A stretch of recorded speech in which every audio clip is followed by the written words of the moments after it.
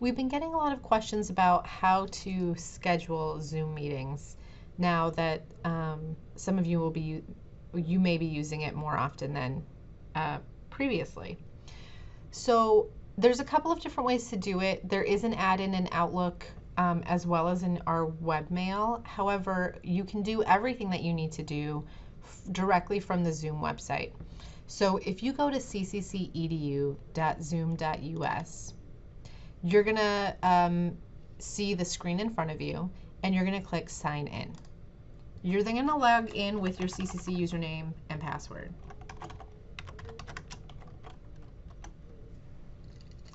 Once you log in, you're going to see this screen with a list of meetings.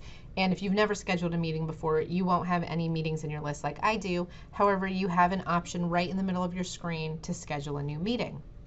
I'm also going to direct your attention up to the right-hand corner where you can schedule a meeting from up here as well, or you can join a meeting. So let's say someone sent you a meeting invite or sent you the meeting ID.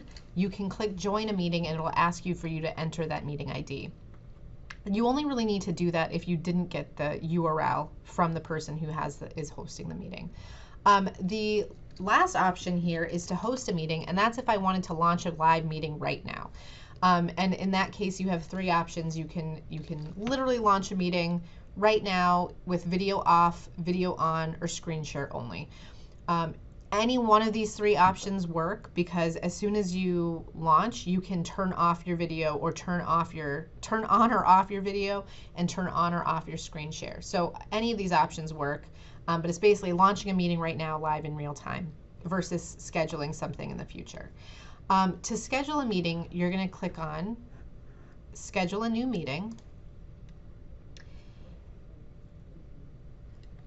And you're going to give it a name. So let's say this is a meeting that you're having tomorrow, internal office meeting. You can give it a name. You can give it a description if you want, but you don't have to. And then you're going to indicate when you're scheduling it for. So in this case, let's say my meeting is tomorrow at noon, and it's going to be 1 hour, and the time zone should default to Central Time. If this was something that was recurring, you can choose recurring meeting here, which gives you a couple of different options. But in this case, I'm just scheduling one meeting that I need to send to my colleagues. Registration, we're going to leave not required. You're going to see some additional options on here, but you don't have to use any of them. Under meeting ID, I like to generate automatically. That's every time I schedule a meeting, it's going to have a different URL that people will access, and that's just so someone doesn't join my meeting while I'm having a meeting with someone else. So I like this generate automatically. If you like to have just a general office space that's always your meeting link, you can use this personal meeting ID, and then it's always the same link for anyone. I like to generate a new one every time. For your meeting password, I would recommend not checking this off and not putting a password in here, but if you would like to include a password, you certainly can.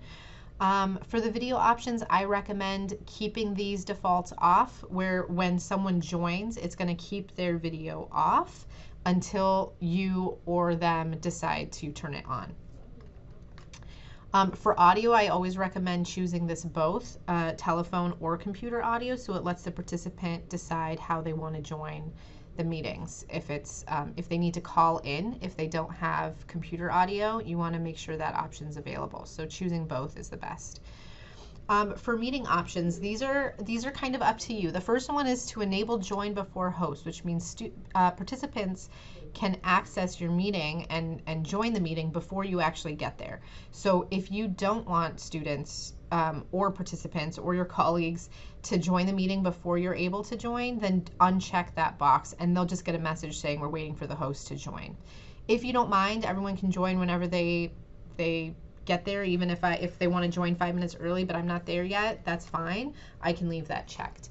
Mute participants upon entry is always a good idea. It means everyone comes in not on mute, and the reason why I think that's a good idea is especially if you have a lot of people joining, it makes sure that it stays quiet and people have to choose when they want to unmute themselves. The waiting room is really more useful just for like virtual office hours. What enabling the waiting room would mean is that you have to let each person in individually. So you'd get a little notification that people have to come in, people are waiting to come in. Only authenticated users can join. I recommend not selecting this, so if someone externally can join this meeting if you need them to. And then record the meeting automatically. That's also an option, up to you. You can always record it once you're in the meeting. But if you like to set this as soon as we start the meeting that it's going to record, you can certainly set that if you'd like. Once you click save, it's going to save your meeting, and it's going to give you a couple options. The first is right in the middle here. We have an option to add it to our Outlook calendar or your Google or Yahoo if you're using those as personal. By adding it to your Outlook calendar, it'll show up right in your Outlook calendar, which is quite convenient. So clicking on that will download the ICS file, and when you open that, it'll have all the information, and you can even invite attendees right from here. And this is opening the desktop application. This only will really work if you have Outlook set up on your home computer. You can also copy this URL here, because this is what you would want to send to all of your colleagues who are going to join your meeting. Or you can click this blue button that says copy the invitation, and then copy meeting invitation, and it'll copy all the information that the users need, and you can email this to your colleagues.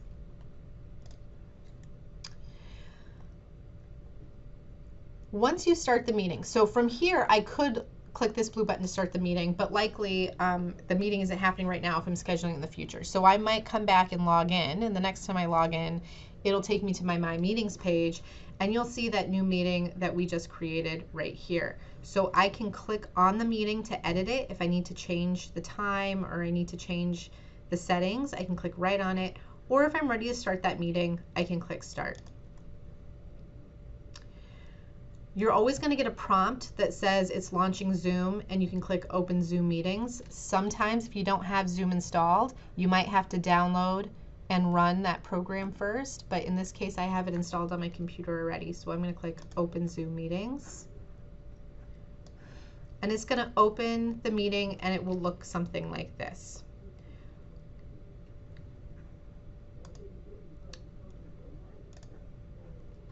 So it's going to open the meeting, and it's going to look something like this. So this is your Zoom meeting room. Let's go down the bottom to kind of walk through all of these settings. The first is how you can mute and unmute yourself. So you'll notice when I click the mute button, you can now see the green bar going up as I'm talking. That tells me that that I'm no longer on mute. You can also click on this arrow to choose different audio settings, switch to phone audio if you need to call in, any audio settings that you need to do. Similarly, I'm going to keep myself on mute. Similarly with the video, you can choose this, choose to start your video.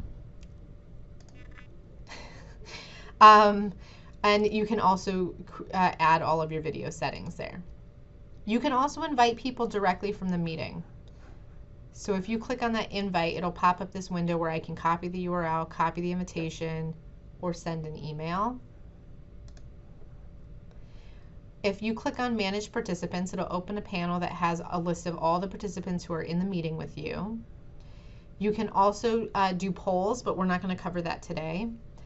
Share, we're going to come back to in a minute, so that you know how to share your screen when you're holding a meeting. Chat also opens in the panel to the right, and this is where you can chat with everyone. Or if you have multiple people in here, you can also send private chats by changing who you're chatting to. You can also attach files in here if you need to, or just use it for a straight chat. Now for sharing, so let's say you want to share your screen to show students some things. So this share button is what you're going to use to share your screen, or you can use this button right in the middle of the screen. But if we're going to go by the green share button, if I click on that, it's going to ask me, and typically the first option that you have is the one that you're going to choose, which typically just says screen. I happen to have multiple monitors here. So if you hit screen and then hit share, it's going to share everything on that on your screen. You can also choose a whiteboard, which will just show a blank white screen that you can draw on, or you can share a specific application. I do recommend, if you're trying to share your screen, to share the whole screen, just because sometimes if you switch between applications, students are only going to see, or participants are only going to see, the one application that you shared. And then you click share, and this green bar on the outside tells you that they're able to see this screen. So let's say I wanted to take my students through the CCC website, or my participants, and we're talking about a website, or I've got a PowerPoint up, and that I'm sharing maybe a PowerPoint.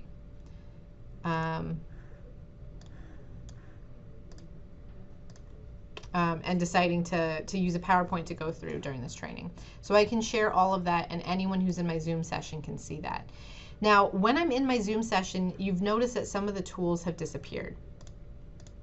So there is always, let me drag it on, there's always a toolbar that'll appear at the top, but you can drag this toolbar around. So this bar can be moved around based on where you need it to be. If it's in your way, you can drag it around, but it typically shows up at the top.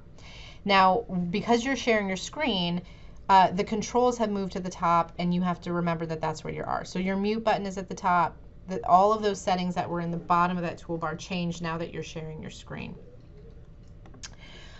You can stop sharing your screen clicking on this little red icon on the toolbar, and that takes you right back to this window here. I'm going to reshare my screen. You can also pause the share, which for anyone you're meeting with will just pause that share in place, so that they aren't seeing, let's say you have to go write an email, that you want to pause the share so that you can return to that share. You can also annotate. So this is for you and people on the call that can essentially draw all over what you are sharing. So if I go back to my mouse and I pull up the CCC website, I can use, and I can draw and like highlight something I might want to highlight. So the annotation tool is really useful for that.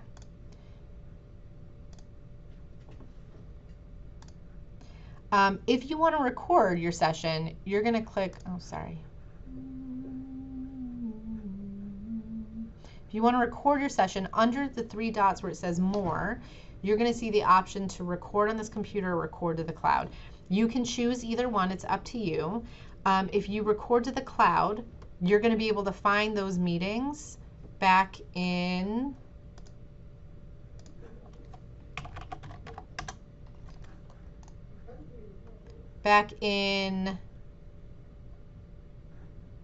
your meeting under recordings. If you choose to record to your computer, it's going to record directly on your computer, and it'll ask you where you want to save those, but typically it saves into documents under a Zoom folder. So you can record on this computer. When you click record or to the cloud, you'll know that it's recording because you'll see this little dot here that says recording on this computer or recording to the cloud, and everything that I'm doing is going to be recorded.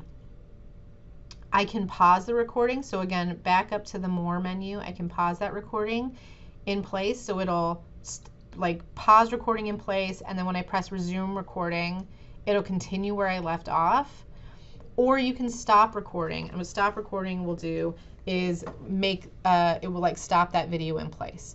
So if for example, if I were to stop this recording and then start recording again, when I finish this meeting, I'm going to have two different recordings from the same meeting because I pressed stopped and then I recorded again.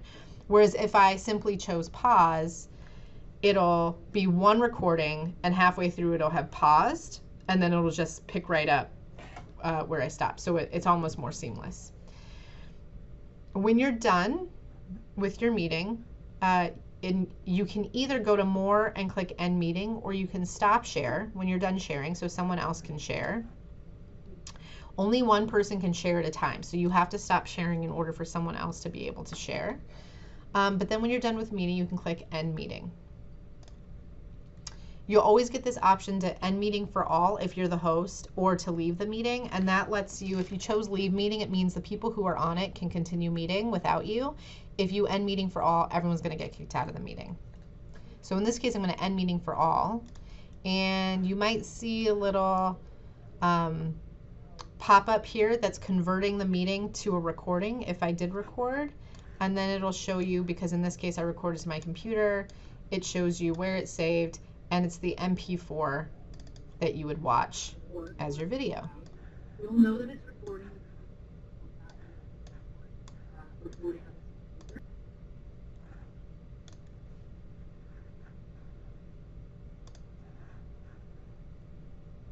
And that's it.